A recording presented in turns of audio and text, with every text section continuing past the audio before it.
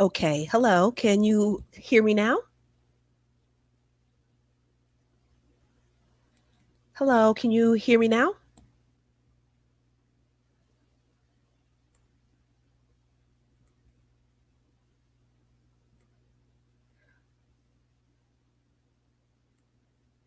Okay, perfect. Great. I'm so happy. I'm sorry about the technical difficulties, but we're going to have a little discussion today about entrepreneurship and maybe financing our dreams. I know that we've had a series of videos that have gone on about getting our formal education and also what it takes to kind of make it in the corporate world. Some of the soft skills that we've sort of been talking about. But I also want for you ladies to understand that um, it's not for everyone. Okay. It's not for everyone. Um, College education, um, working 9 to 5, it's not for everyone. So what I wanted to make sure that I did was kind of discuss it with you ladies, just about the different options you may have when it comes to um, being self-employed. And hopefully, someone who is self-employed is going to come up and talk to you ladies. But I just wanted to make sure that you ladies are aware and make the most informed decision possible. So, up on the screen here, I have a Forbes article. I'm going to try to make it a little clearer for you ladies, um, because I want you to see this article simply because it's just asking if a college degree is necessary to start your own business. So, um, hold on. And this article was written by Forbes, and it basically was saying how it's not necessary, but how sometimes it helps, right? Sometimes it helps. Um, so, those of you who are in college, here are a list of some of the degrees that they say are helpful if you plan on possibly being an entrepreneur in the future. Okay, some of those degrees they say that are most helpful are communications, marketing, business, finance, and IT. Okay, so the reason why I am sharing this with you is because some of you are still undecided majors. Some of you are might not even decide to go to college. But should you decide to go to college and maybe you find out that maybe working Monday through Friday, 9 to 5 isn't for you and you do want to start your own business, sometimes that education can be very useful. Um, Now, is it mandatory? No. But some of the things that are mandatory is some of the things that are helpful is that, well, the connections that you make in college. Um, Having a network of people who have disposable income that allow you to sell your products to. I know, like here over this particular time, we've been having a lot of healthcare workers kind of strike out on their own. Okay. That was really, really, really incredible and great for so many of my coworkers who just found themselves being really burnt out. And they decided to kind of go into business for themselves. One of them kind of making sure that her crafting, she took that to the next level. Another coworker of mine got into consulting using her degrees and her experience to get into consulting. And my older sister is also in consulting, medical consulting. And that's where you're not selling an actual physical product, but you're actually selling your experience and your education. So hold on, I have my guest. I'm going to have her introduce herself. Okay. Hello there. Hey, Mocha. Oh, hi. How are you? Good to see Hello. you. Can Hi. you hear me? Thank you so much. Yes, I can hear you. Can you guys in the chat hear her? Can you guys in the chat hear? Testing, testing. um, okay, here, this question here. It actually is referring to both either a master's or an MBA. Now, depending on the industry that you're in, some people respect those three letters, right? What business you're going into. For instance, if you're going to be offering like financial products or if you want to get into consulting, some people respect those three letters after that name. So after your name. So yeah, it does add to, I guess, your clout when you're looking for customers. So I would say if that is a goal of yours, absolutely, to get a master's degree, but make sure that it is in line with what it is that you want and if it's going to be cost effective to the industry that you're trying to get into. So I'll just have my guest introduce herself. So go ahead. Go ahead, Lorraine. Okay, your audio is sounding a little funny, like a little bit in the matrix a little bit, but I think it's Okay. great. All right. Yeah, Then. yeah. All right. You sound you sound good now. But yeah, it definitely depends Okay, on great. what major what business you're going into. Definitely for financial services, anything like that, those that type of background is going to put a lot more trust into your potential clients and stuff like that.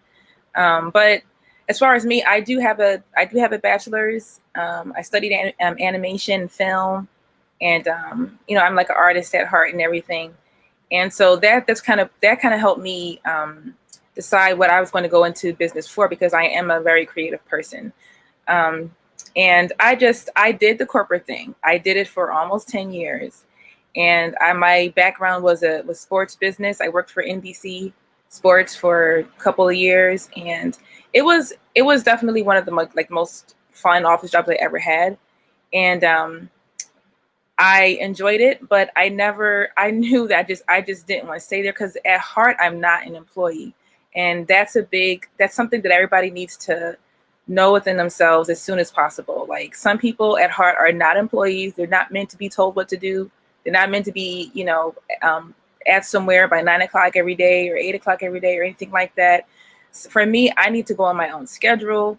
I need to make my own schedule. It's very easy for me to be in a manager position. And that just, I just I need to go at my own pace. So an entrepreneur, being an entrepreneur just makes so much sense. And there was a point in time where I was like, I cannot do this 9 to 5 thing anymore. I just had no desire to do it. I had no desire to be there, no matter how prestigious the position. Because I always was able to land, really good jobs, but I was not being true to myself. So this pandemic put so much into perspective. I didn't really become an entrepreneur until the pandemic hit, which is kind of crazy, because I knew I should have did it a long time ago. But the pandemic is what put the fire under me. I was like, I can't imagine going back into the office after this. I'm having too much fun, making my products. I am the creator and CEO, I guess you could say, of Unique Boutique Candles. I make soy wax candles. I kind of focus on jar design and jar decor, and I kind of focus on candles that are, of course, nice to smell, but also nice to look at. With That's so true. Yeah.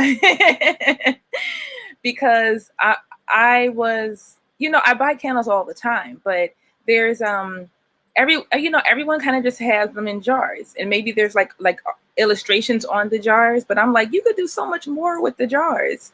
You could do so much more. So I have all kinds of tassels. I have all kinds of jewelry, and the stuff that I do takes hours. That's why my candles are a little bit pricey, because the stuff that I do takes hours, and it's just me doing it. But I'm getting ready to, maybe I'll go into this part a little bit later into your show. I'm getting ready to get a little bit of a bigger operation going. And I've been really working hard, which is why you haven't seen me in this manosphere space too much, because I'm just kind of busy doing more important things, honestly. But yeah, that's pretty much it.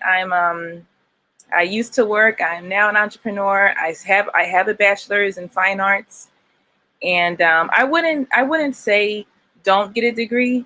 It depends on you. It's not really bad or good. It just kind of depends on you and what you want to do. For a lot of people, especially with creative people, you don't necessarily need a degree to learn how to use software, because there's so much creative software and there's so much creative tools and things like that to help you get your own business and stuff like that.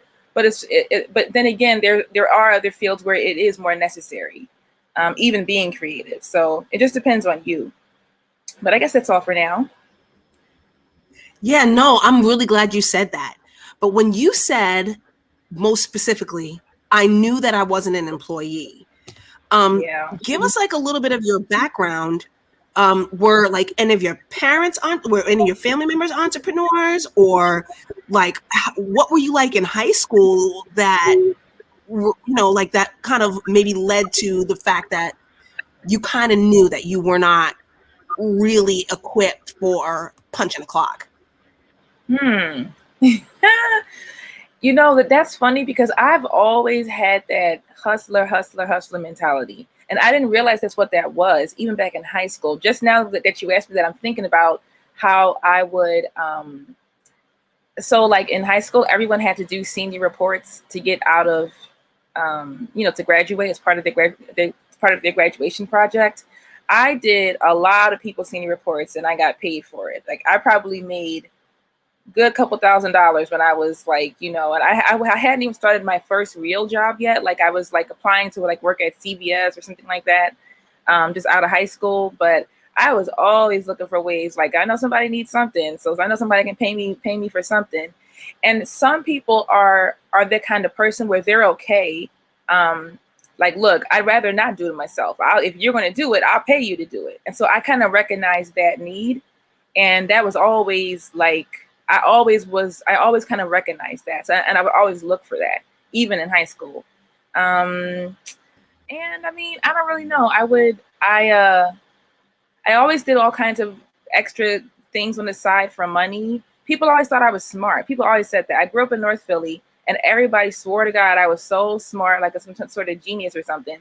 And I honestly, I'm probably of average intelligence. I'm probably not, I'm of average intelligence. I don't know why people thought I was like this genius person, but it's just because I read a lot of books. I was always in the library. I always had tons of ideas. And I guess I was a little different from like people around me. And it just made me want to try different things and do different things. And the thought of being in a building was like kind of suffocating. It kind of just, I'm like, that's soul crushing. That's soul crushing. So, and I remember doing Visit Your Parents at Work Day.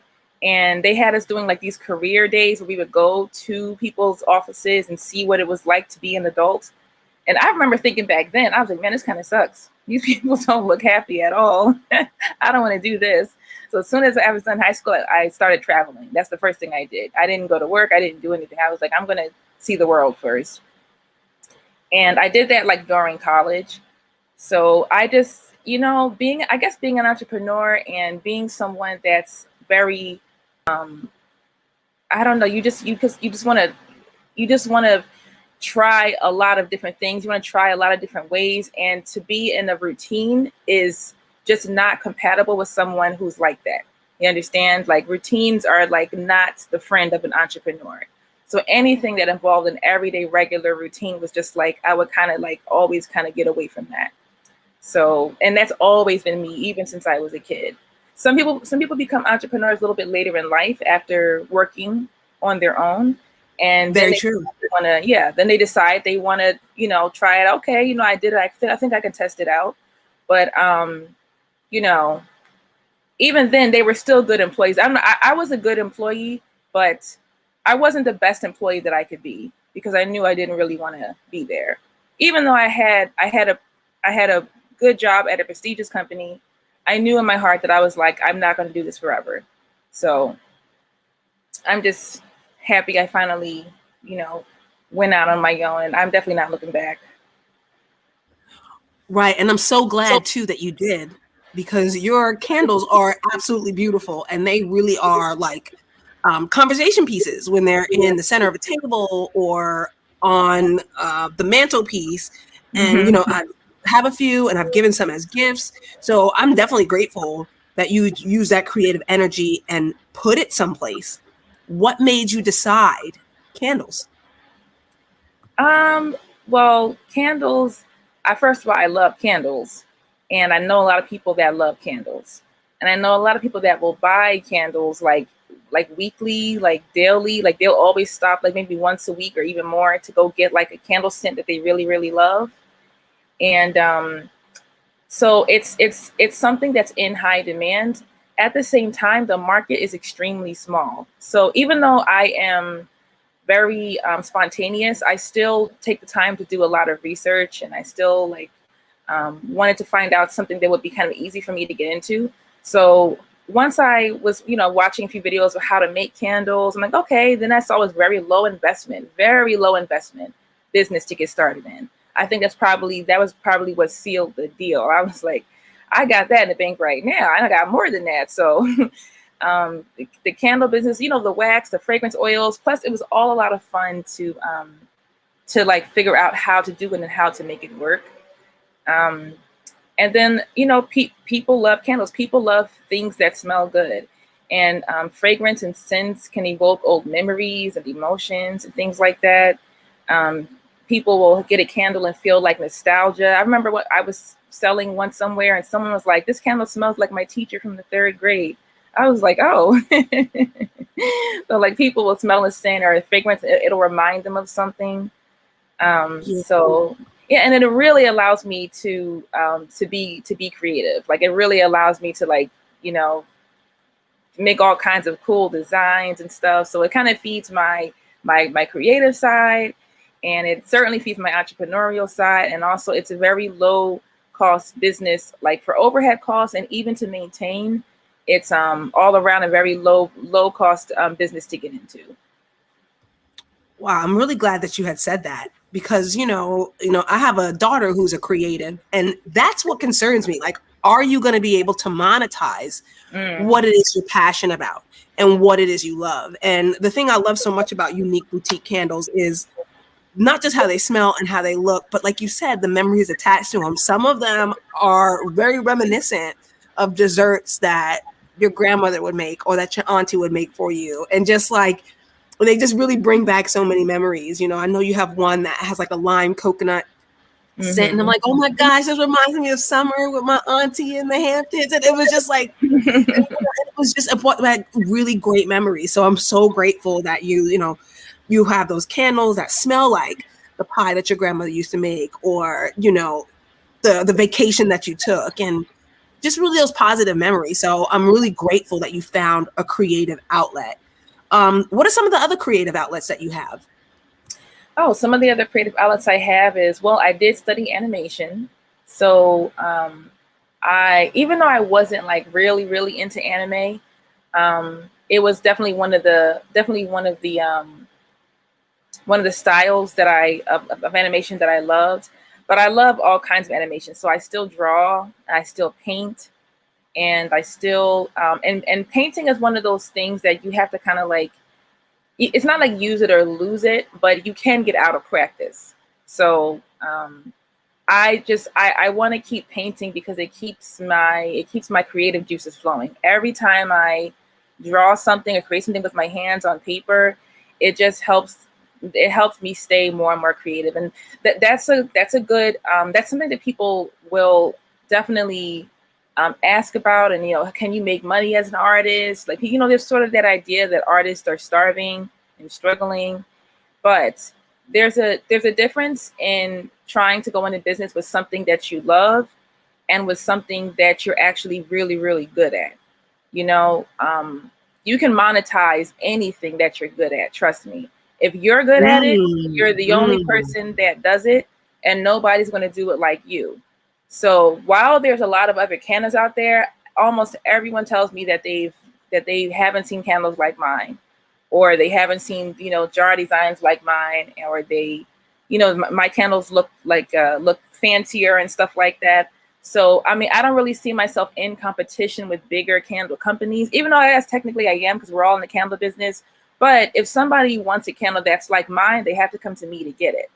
You know, whereas if someone wants a candle like Bath and Body Works, they could probably also go Yeah. to Yankee Candle and get it, or Right. to, you know, one of the other candle companies to get it, or something like that. So it's when you monetize something that you're passionate about and good at, then you can go as far. You know, who can make something like you? Who can do something like you? I'm not sure what your daughter's like creative talents are, but there's only one her in the world. And if she puts it together in a nice, neat in a package, and she packages it and she markets it and she sells it, and people like what she does and what she creates, it's gonna sell, and she'll be able to survive off of it.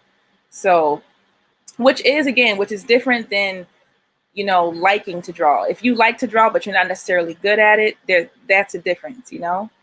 And you gotta be honest with, there's some things that I'm not that good at but I still like to do, but I don't try to monetize that because I know I'm not that great at it, which has been my hesitancy with this whole YouTube thing. You know, I know everyone keeps saying, oh, start a channel. I'm like, I'm not the best public speaker. That's the thing. I'm not like the best person. I don't know if I have the personality of a YouTuber, you know, that I see some of you other guys have, which you're like, you know, channels growing and stuff like that. But I know that I'm great at doing what I like to do. So I could still monetize YouTube, but I don't really like, I haven't really tried to make that a stream of income just yet. Maybe, I mean, I will, you know, I will in the future, because I'm definitely going to start a home decor channel, a baking channel, because I also love to bake and cook, and I get very creative with Wow. baking. Yes, there's Wow. so many, there's so many, like desserts, and you can get pretty creative and fancy with baking all kinds of desserts. I don't know, like I follow a lot of dessert channels and a lot of baking channels and stuff like that. And I used to watch a ton of baking shows when I was a kid. And like, you know, Yeah. baking is a form of creativity too, and cooking as well. It's a form of creative, you know, expressing creativity as well. So I get out my creativity juices all the time. Yeah, I agree. Because I mean, I'm not creative at all except for cooking. So, you know, and I love to cook. I just wish I had more time to do it, you know, because in healthcare right now, we have like a lot less free time. But Yeah. another thing too, I think when it comes to content creation, like it doesn't necessarily have to be in this space, in this vein. I just think Hmm. that whatever you're really good at, you should just put that out there because, um, you know, I know my oldest daughter is now kind of doing things on social media and it impressed her boss. She actually put, you know, her social medias on her resume and the boss was like really impressed, like, wow, Wow. what you doing outside, you know what I mean? And and also it allows her to connect with other people. You know, my coworker, extremely great respiratory therapist. I really loved working with her, but at the same time, this you know what we're in right now, it was very tough on respiratory therapists with how many Yeah. ventilators we were deploying, and with her being a parent, it was very difficult. But she always was really good with making like holiday wreaths, and she even did like wreaths for people's sports teams, and she did an amazing job in, you know, being able to monetize that.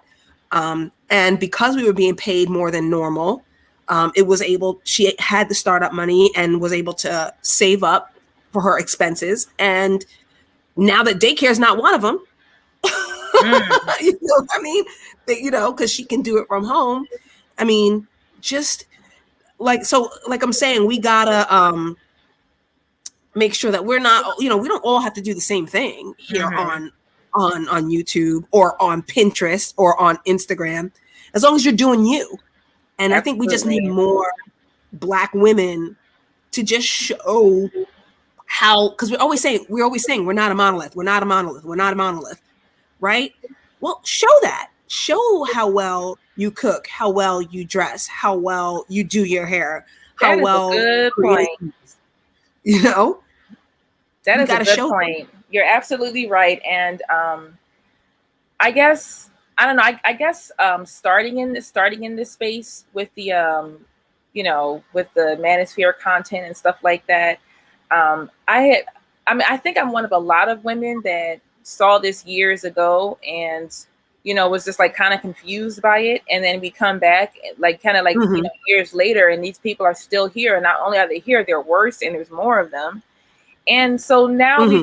we need to combat the narrative. And I'm glad that so many of us are here doing that. I'm glad that there's so many women on here speaking up and talking back, because before there was the Cynthia G's and the Chrissies and the people that were teaching Black women how to not be monolithic and how to live their best lives.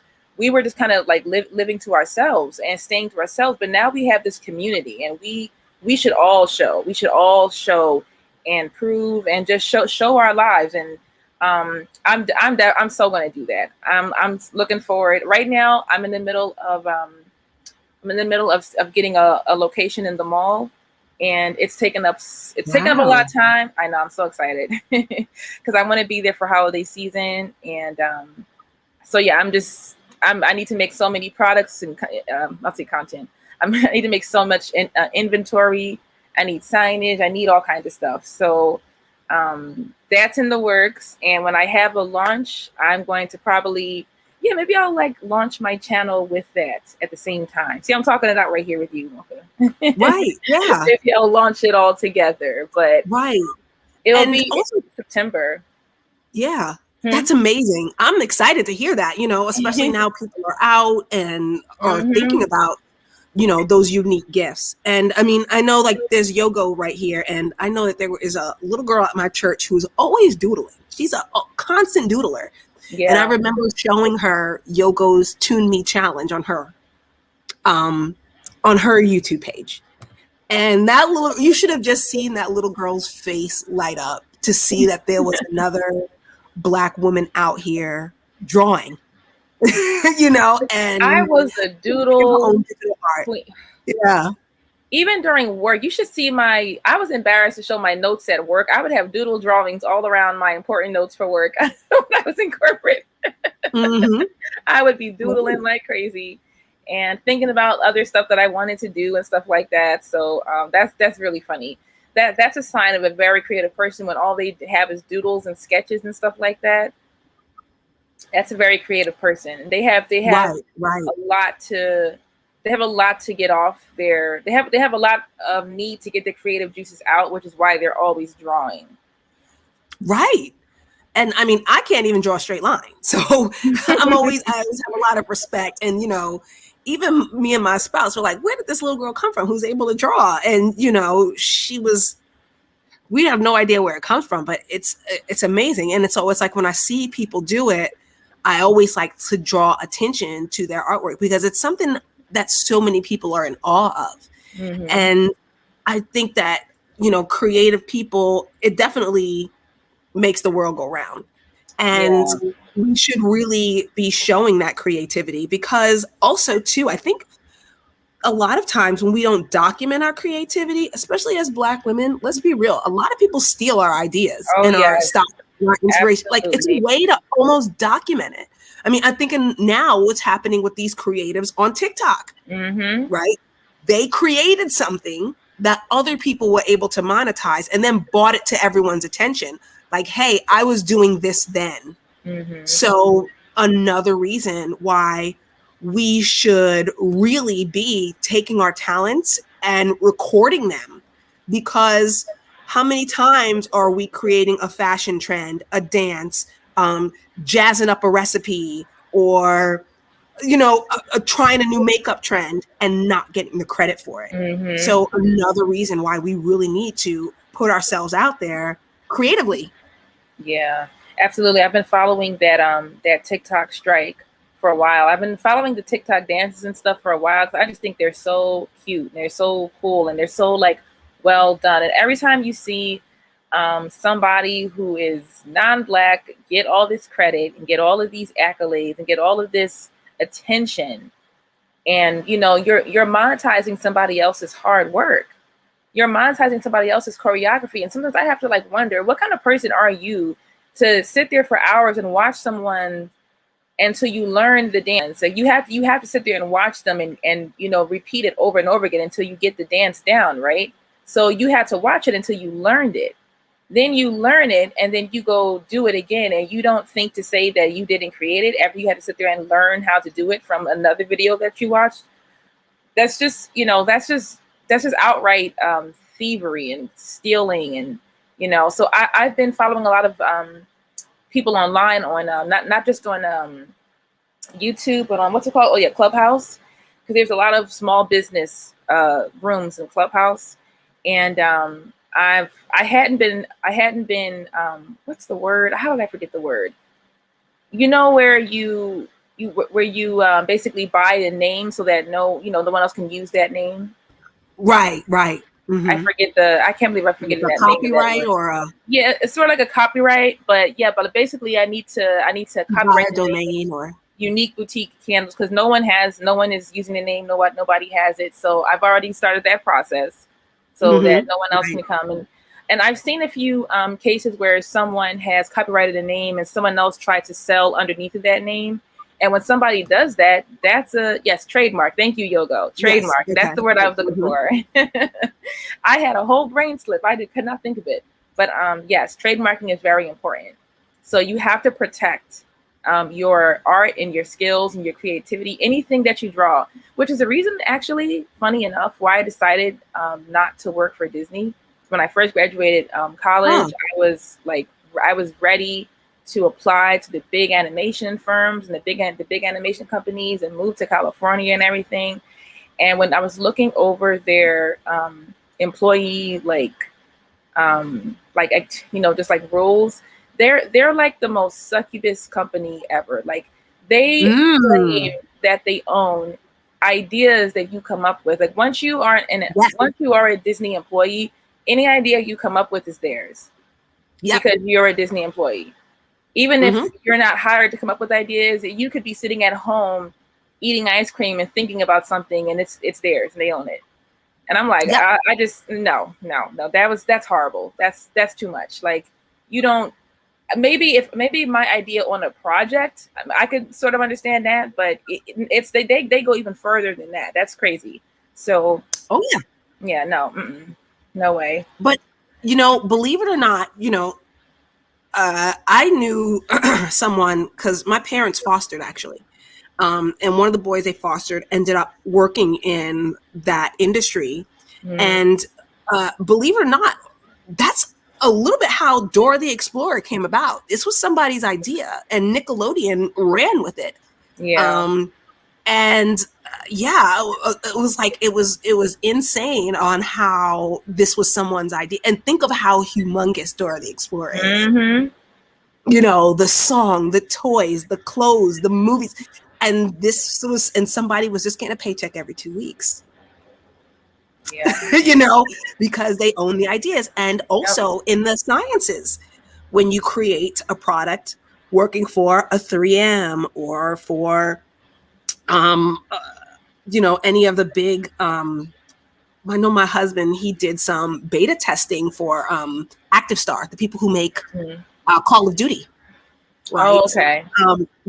It really now to bring a product to market takes a lot, especially then when we don't have it now where physically video games had to physically be made, right? So it took a lot. So sometimes they would just take that check and then watch someone make literally billions off of their idea. And the company would then hold the copyright, the trademarks, and the patents, not the actual person who came up with the idea. Yeah. So, and they would just give you a check, right? Like maybe write you a check, and then sometimes not even that. You know what I mean? Be like, put a plaque on your wall and tell you to keep pushing, and when's the next idea? Yeah, that's unacceptable, and it's I don't want my ideas harvested like that. I don't want all of the things that you come up with.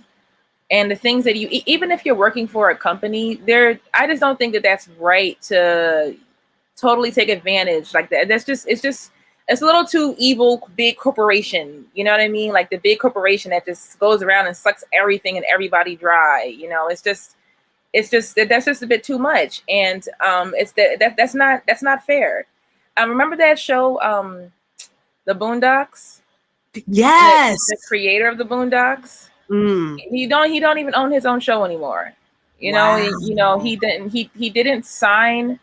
I think he sold the show. So he sold the show, but he didn't get as much money as he wanted for it. So he continued to work on the show. But now the company owns the show. So when the season started taking all kinds of other turns, and I was just like, huh? I remember when the Boondocks started going left. I was just like, and that's why it got canceled eventually. But Right. the guy who played the father, John Witherspoon, said never sell a show unless they give you $50 million. Wow. Never sell a show unless they give you $50 million. Your ideas like that the companies will go and make billions off of, they'll go and take your stuff and run it into the ground. And that's a show. That's anything. There's this cookie. I think it's called Tate's Cookies, and it comes in the green. Yes, package. in Southampton. Yes. Uh-huh. Yeah, a woman started baking her own cookies, and that's what I'm saying. She had a love of baking cookies. She had a love of baking, and she monetized it and turned it into a business. And she sold her business for $500 million. $500 million. Okay, that's how you do it.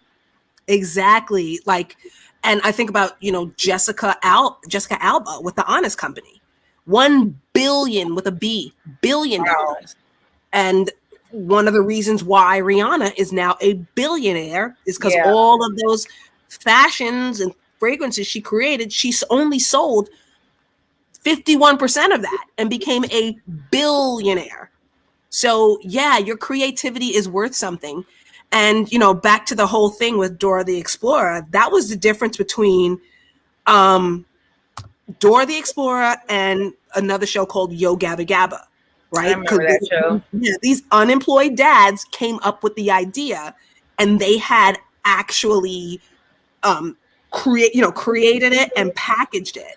And then it was then sold to the company. So that was a huge difference between what happened with Dora and what happened with Yo Gabba Gabba, right? Mm-hmm. Because they actually recorded and documented their creation. And that's one of the reasons why I am so encouraging of just ladies putting that creativity and putting yourself out there on social media so that you have actual intellectual property to actually sell, as opposed to an idea that somebody can profit off of.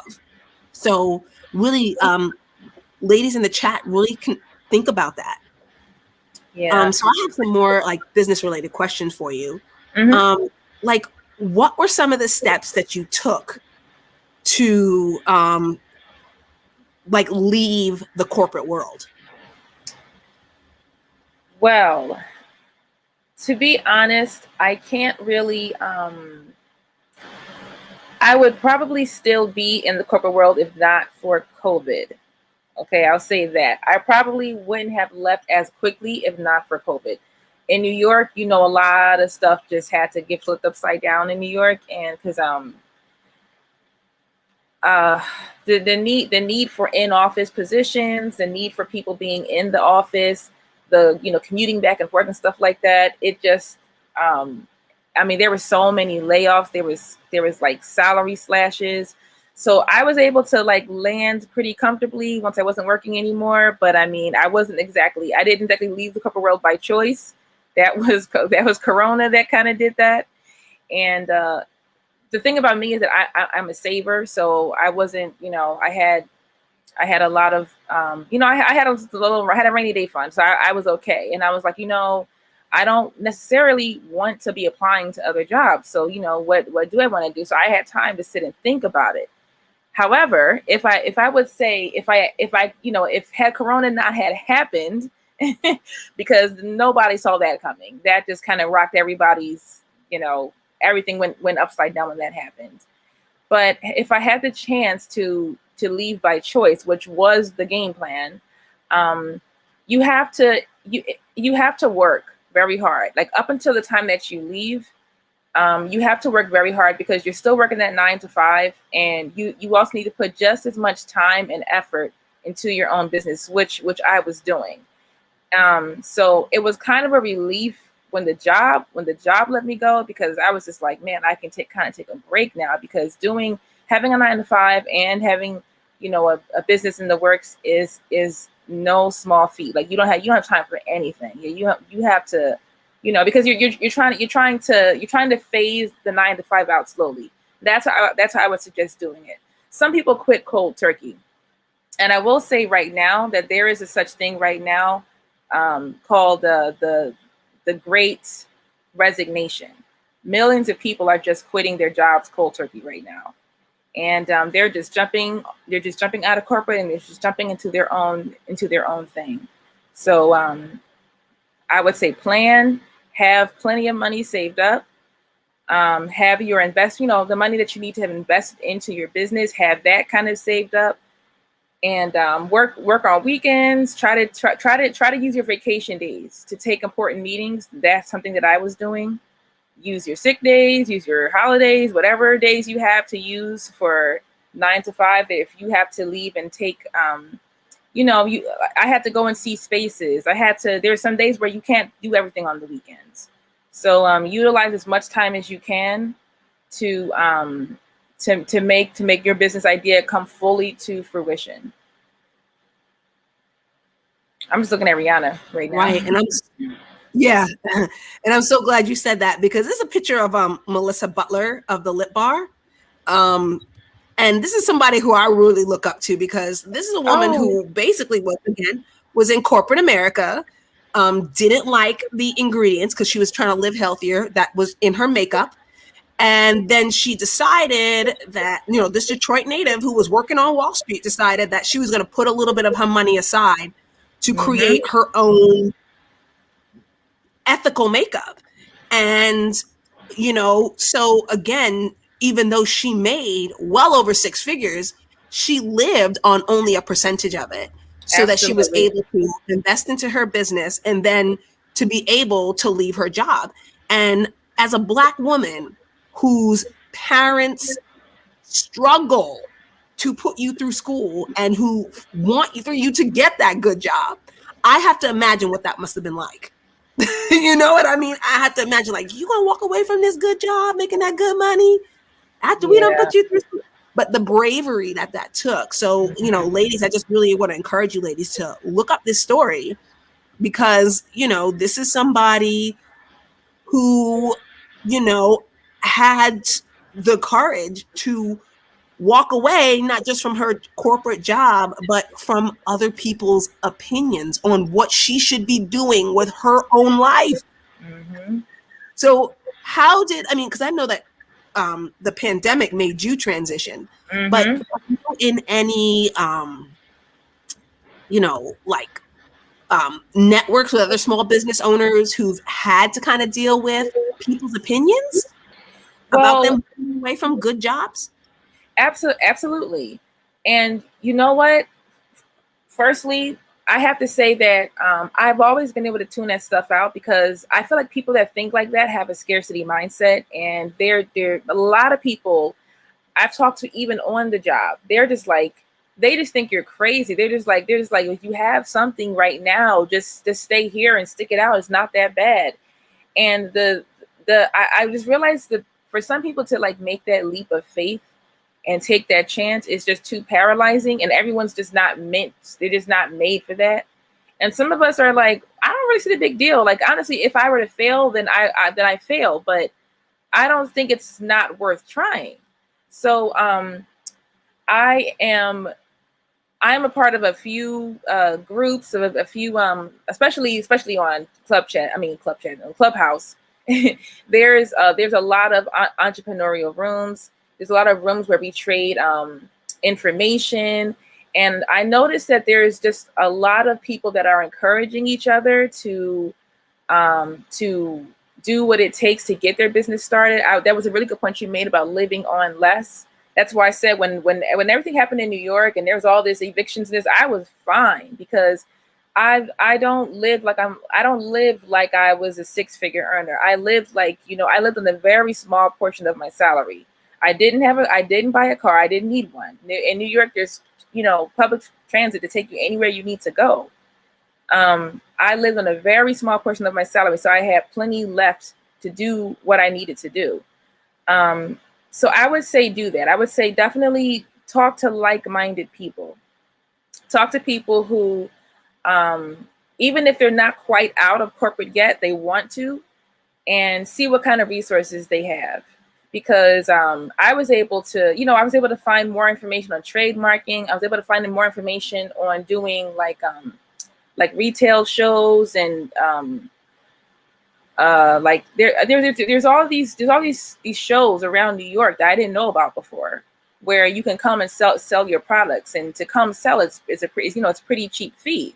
So I was just that was a great resource, because I was able to get my business out there a lot, like all summer long. I was able to go out and sell, and people were very interested just from that.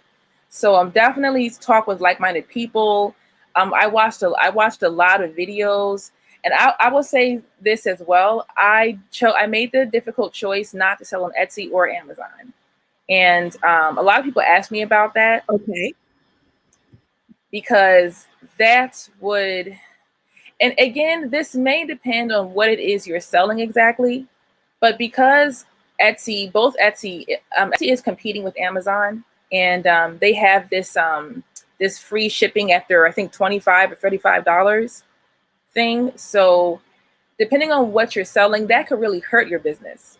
If everything I ship has to be free, if I sell one candle, then that could almost yeah, I mean, that's pretty much it. On top of that, candles have weight. Candles are heavy. Right. It's not like I'm just shipping a piece of cloth or something small or something like that. I'm shipping heavy things. So that's that's a lot of money that's coming out of my pocket, because Etsy wants to compete with Amazon. So their business model was just not compatible with me at all. Some people sell on Etsy and they do very well. Like if you're selling lipsticks, or I don't know, even then you may still not like the idea of having to ship them for free. However, lipstick is a little bit more lightweight, so you probably won't get hit with so much shipping charges. But as far as my business, that was an impossibility. So I made that choice, and even though it was a lot harder to get traffic to my website, learn how to do that. Learn how web traffic works. Learn how backlinks work.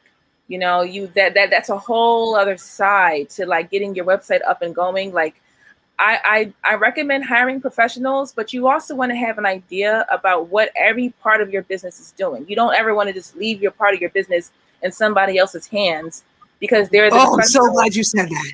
Yeah. Absolutely. You can get scammed left and right. You can get fully taken advantage of if you don't understand how things work. And I know certain things can seem a little bit scary. I don't know how to build a website. That's fine. I used Wix. Wix was easy. Right. I know how to build a website as well, but I mean, Wix was easy. The templates were, and then I kind of like changed the templates around to what I wanted. I didn't just use the basic template. I picked one that was like kind of like closest, and then I kept kind of upgrading it from there.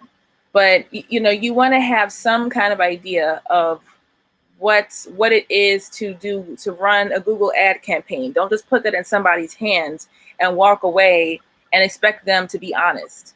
Okay, like don't learn as much as you can about every aspect. Keep as much in your own hands as possible, so that you don't get taken advantage of.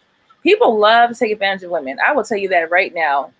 People love to take advantage of women. They think they still underestimate you. Like you're so stupid and you don't know what anything is, and you have no clue, what like technical terminologies are and stuff like that.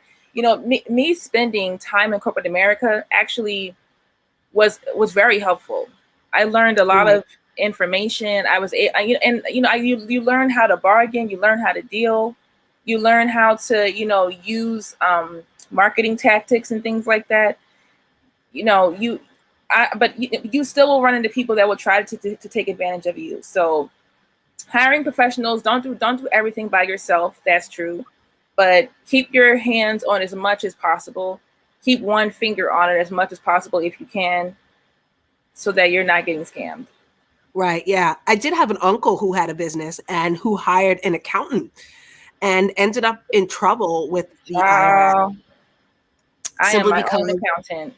yeah, simply because, uh, it was, and, did amazing and incredible like landscape business, outdoor lighting, but just really trusted this accountant.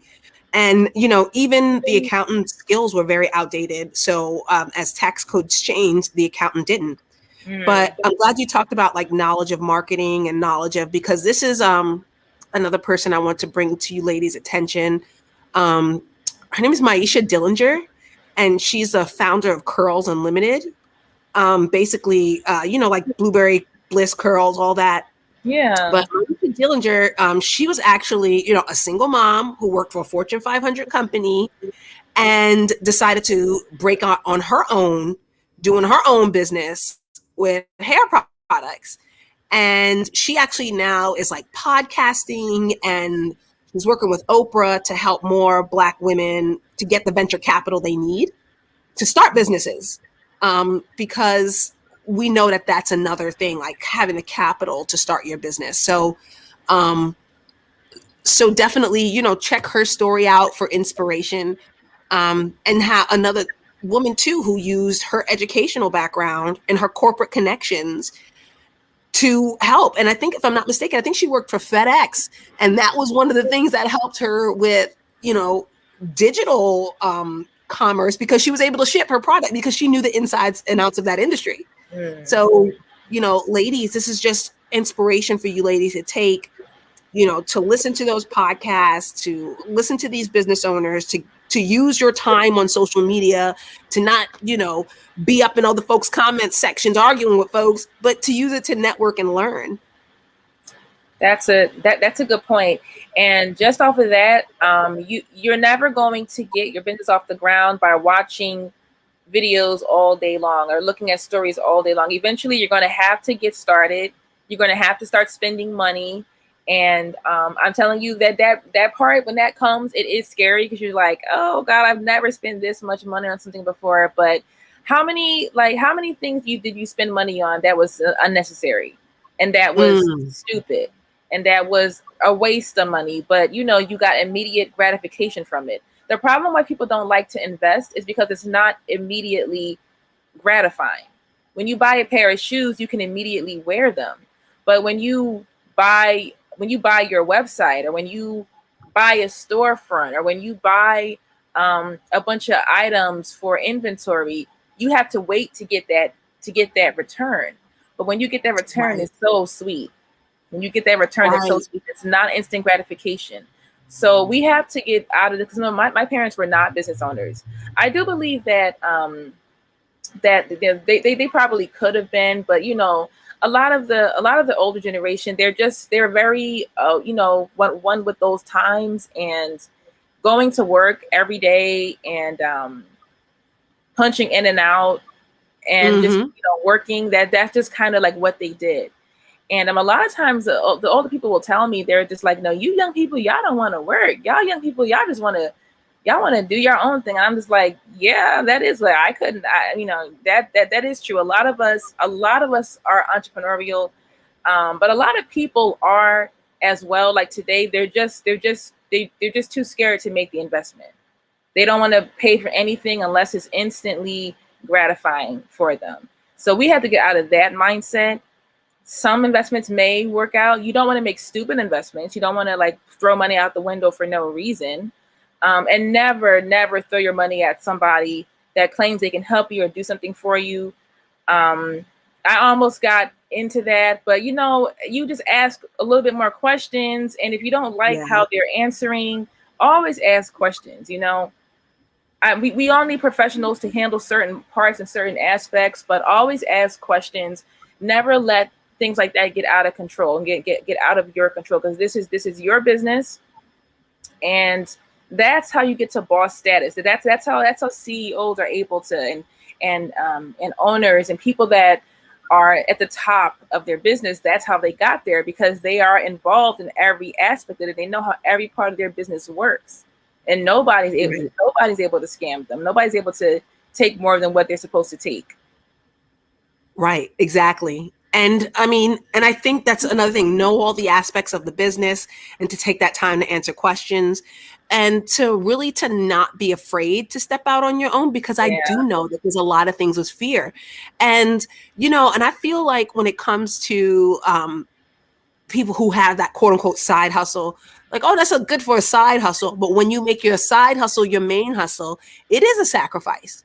Hmm. And sometimes payoff does take a long time. Like I was talking to offline with another content creator who was very frustrated with what was going on with her analytics and things like that. And I was like, I got to be honest with you. Videos that I made 5 and 6 months ago are just now hitting because it's back to school time. I Mm. was making educational content 5 or 6 months ago.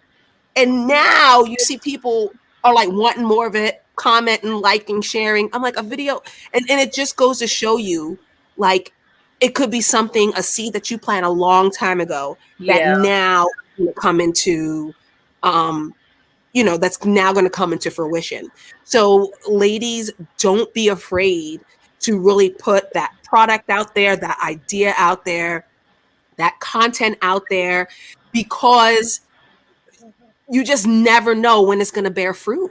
You never know. It could be months or years from now, which Hmm. is why taking the courage to do it, learn from it, and figure out what it is that the niche that you fill, that sometimes can take time, which is why doing it now is the best time to start. Hmm. Yeah. Are you familiar with that with the YouTube channel The Grapevine? No. Oh, yes, the grapevine. Yeah, yeah, yeah. Yeah. Yeah.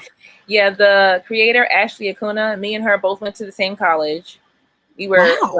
yeah, we've been friends for a long time. We worked, and it was funny because after we graduated college, we both moved. Well, she's from New York. Well, she's from Jersey.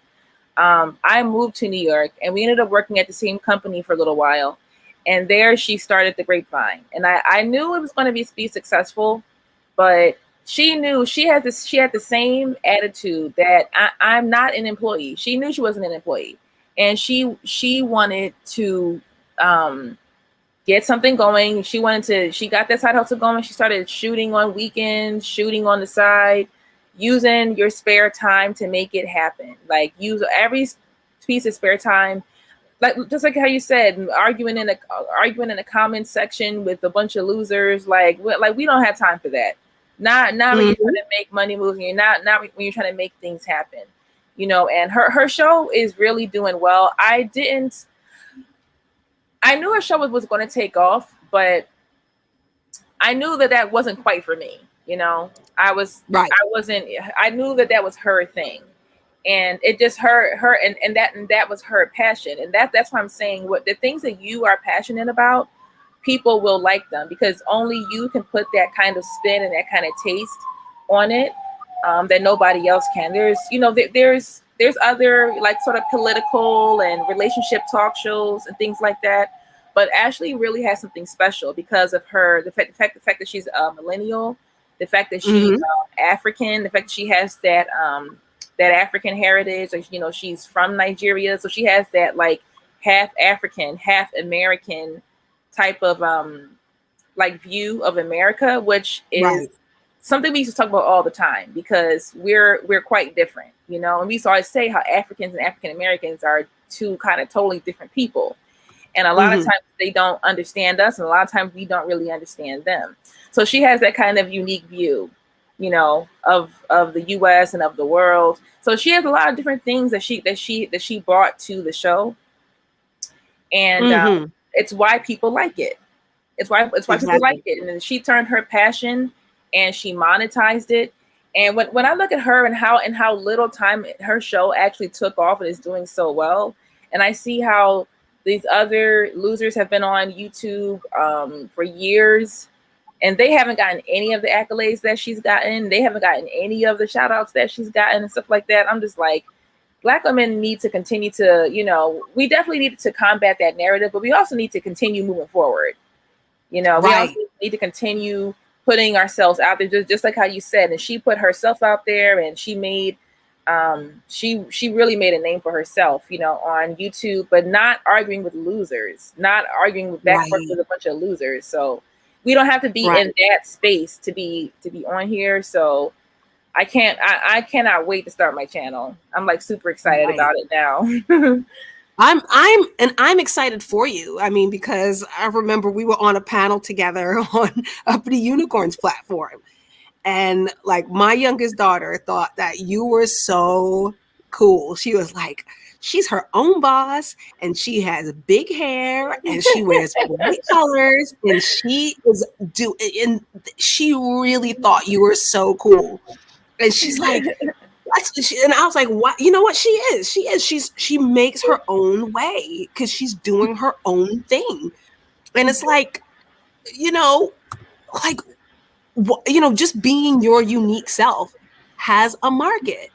And, you know, and it really is. We just really have to stop wasting time. And I know even there were people who were in my comment section asking about celebrity gossip. And I'm like, celebrity gossip is something I don't do because Yeah. I don't because I think it's a waste of energy, right? Yeah. Because if I did celebrity gossip, right? Let's just say I did. Not like YouTube is all this much money, right? The whole $12 you get for having a YouTube channel, right? They're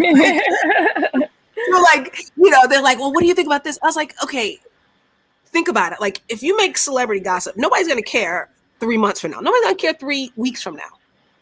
But if you're making something that somebody can use years later or months later, because it's timeless and it's always going to be good advice, right?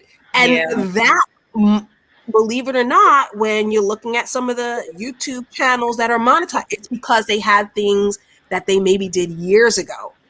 And one of the YouTubers I like to follow is Sweet Potato Soul, Janae Clybourne. Have I seen her? I think I've seen her. Yeah, if you like to cook, you would definitely like her. Yeah, I've definitely seen her. Yeah, recipes, I know her. And even though my family's not vegan, she makes some great recipes. And I just really want to encourage you ladies that whatever your passion is, this is one of these ladies who is making content years ago when it wasn't popular to be vegan, right? Then wouldn't you know, all of those videos, all of those recipes, all of that stuff came back to fruition, which is why I'm telling you ladies to plant those seeds, because now, because she did record it, nobody could say, well, this recipe that this little girl wrote down on an index card or told me while I was on the subway, nobody can monetize that but her, because she recorded it and put it in a blog and wrote it down. So if you ladies have an idea, an invention, a creative outlet, get it out there, okay? Get it out. Even if you don't use your real name, get it out there. So we're on an hour now, Lauren. Tell us where we can find you. And when this video posts, definitely please put your link in the comments. But what would be the one takeaway that you want young women and the men in this chat, what is the thing that you want them to take away? I definitely want you to take away being true to yourself and not being scared. If you know that being true to yourself means that you wouldn't go for this high powered corporate position, because entrepreneurship is not for everybody. Some people are perfectly fine and perfectly happy being in a corporate job or being in a 9-to-5 job. And if that is for you, then go for the best position that you can go for and be happy there. But just be true to yourself. And if you know being in that corporate environment is not for you, but you're there because it's easier and the money's good, you are going to be very unhappy. You're not being true to yourself, and you're only there because you're scared. So no fear, no scarcity mindset. You don't have to, save up $100,000 in order to get your business started. I started my business with $2,000, and I really could have started with less.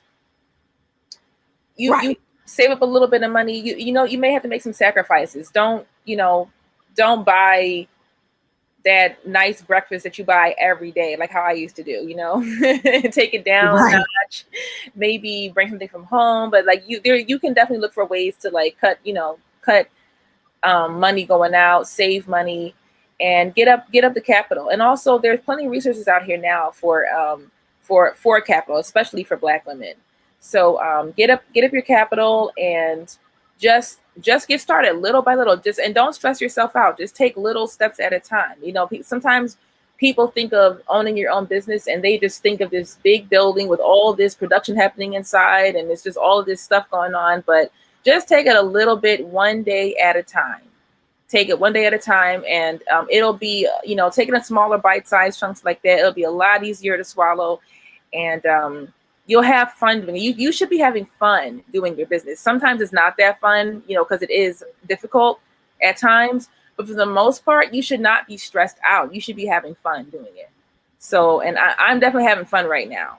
It's Exactly. like, it's fun doing something like getting to work in Roosevelt Field Mall, which is a huge mall in Long Island. Mm-hmm. Yeah. Goes to. Yeah, I can't, I'm having fun just at the thought of being able to be there and getting out in front of so many people, so be true to yourself and don't be afraid, and do the steps necessary. Don't make any rash decisions and make yourself destitute or homeless or anything, but little by little, you can make it happen. I had a very low overhead cost to get started. Right. If you think about it, that's some people's tax return or their stimulus checks. Oh yeah. To start a whole business So yep. Yeah, I mean, and definitely ladies, as we conclude here, I just want you ladies to really believe in yourself and believe in your talent and make sure that you guys are solidifying your dreams because you are so worth it. And that uniqueness of you is something that no one else has to offer. And even as you learn yourself and learn your market, you are so worth that investment. So, ladies, thank you so much. And I hope that I'll see you on our next live. And this is Mocha Mommy, and I'll see you in the next video. Bye. Thank you, Lauren.